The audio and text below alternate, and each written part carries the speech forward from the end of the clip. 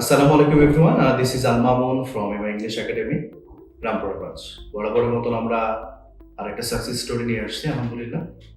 আমাদের সাথে আজকে ভাই আছেন।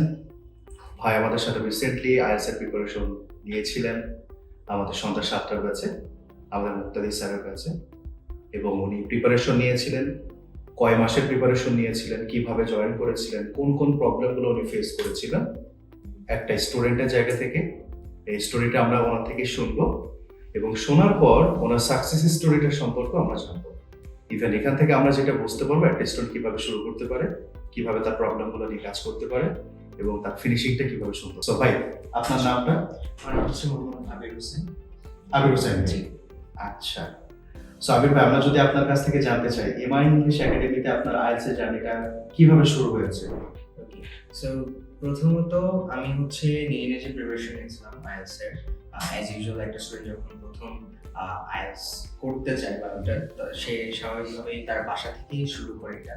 সো বাসায় যখন আমি এগুলো নিয়ে একটু ঘাটাঘাটি করছিলাম, তো প্রথমত আমি যে চ্যালেঞ্জটা ফেস করি সেটা হচ্ছে যে আমার একটা এনভায়রনমেন্ট দরকার ছিল যেখানে আমার মতন আরো 5জন বা 10জন স্টুডেন্ট একই জিনিস প্র্যাকটিস করবে। সো তাদের ভুল থেকে আমি নিজেও শিখতে পারবো এবং আমার যেই সাকসেসের জায়গাগুলো থাকবে সেগুলো থেকে তারাও শিখতে পারবে। সো এমন একটা এনভায়রনমেন্ট আমি খুঁজতেছিলাম।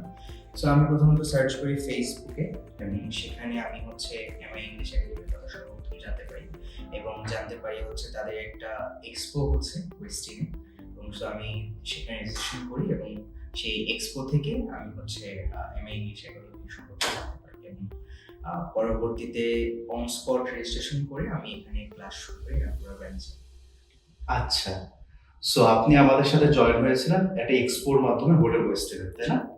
আচ্ছা, সো যখন আপনি রেজিস্ট্রেশন করছেন এবং আমাদের ক্লাসে আসছিলেন, ক্লাসে এসে আপনি ক্লাসে কোনো প্রবলেম ফেস করছিলেন কিনা বা আপনি জার্নিটা কি ছিল? ক্লাসের হচ্ছে একটা ক্লাস বা একটা কোচিং সেন্টারের সর্বপ্রথম ইমপ্রেশন হচ্ছে তাদের ইনস্ট্রাক্টররা।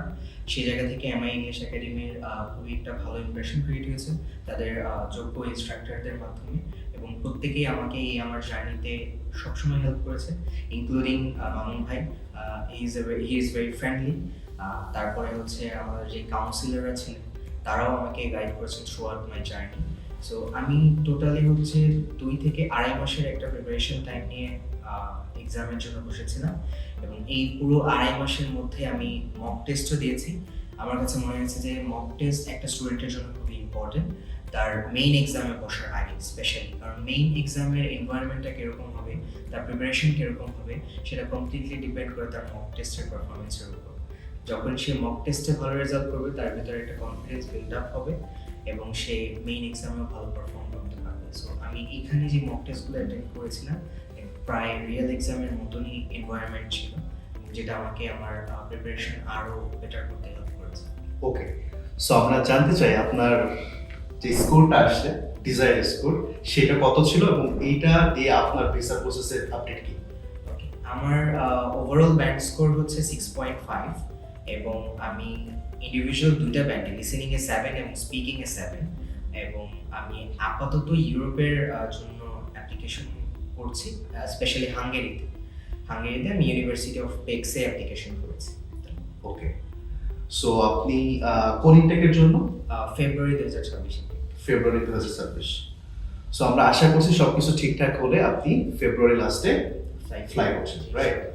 সো সবারই ড্রিম থাকে আমাদের দেশের বাইরে উচ্চশিক্ষা নিয়ে সেটেল হওয়া বা দেশে বেয়ারকে এসে ভালো একটা নিজের ক্যারিয়ার সেটেল করা, দেশের জন্য কাজ করা, নিজের জন্য কাজ করা, ফ্যামিলির জন্য কাজ করা।